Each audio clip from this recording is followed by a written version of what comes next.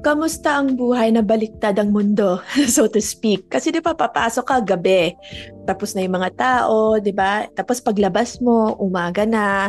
Ano yung lifestyle na yon, di ba? Meron bang drawbacks? Minsan may benefits kasi parang, alam mo yun, dumating sa point na niromanticize ko na lang yung mamumuhay ng gabi. Parang sabi ko, okay, I'm just listening to music, going to work, tapos walking lang. I love walking kasi walking outdoors. So, walking through the night is something na I love.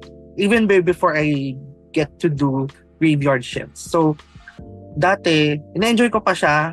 Siguro in the long run, parang naging malungkot na rin a bit kasi wala ng tao. Parang despite my love for outdoor walks, social butterfly din kasi ako. So parang hindi ko kayang maging functional kung walang tao sa paligid.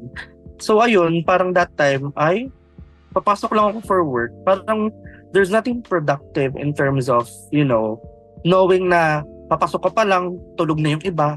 Mm-mm. Parang you're getting prepped for work, tapos na sila, parang they're getting, alam mo yun, you're getting prepared na to sleep and to rest. And at the time, sana all na lang ang nasasabi ko po. Sobrang difficult nga.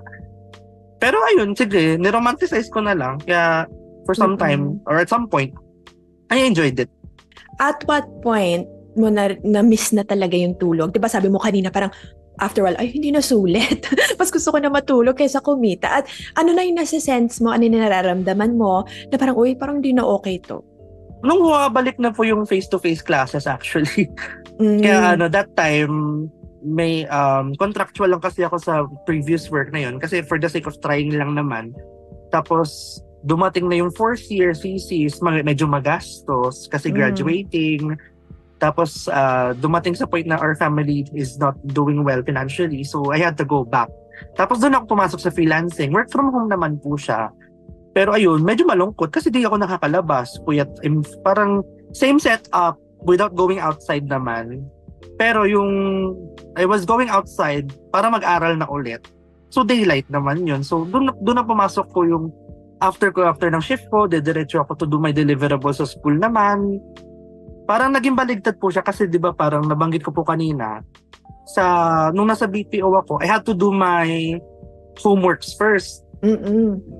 Tapos ngayon po, I had to finish my deliverables sa work muna bago ako mag-proceed sa school kasi kailangan ko na mag-focus sa thesis ko. So parang parang nagkabaligtad siya that time. Liam, na-sense ko, no? 2 beses mo nang nabanggit, nalungkot ka talaga. Lonely ba? Ang night shift, ang puyat, working at night.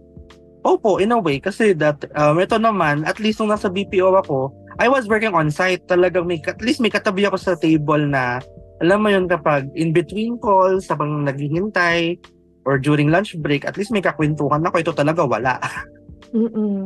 Parang dumating sa point na during breaks, talagang may idlip na lang po talaga ako.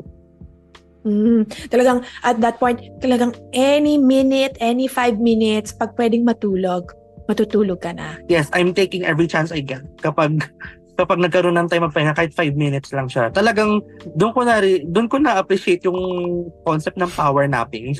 Yung 5 minutes tapos, okay, snap, I have to go back. Talagang dumating sa point na gano'n na siya.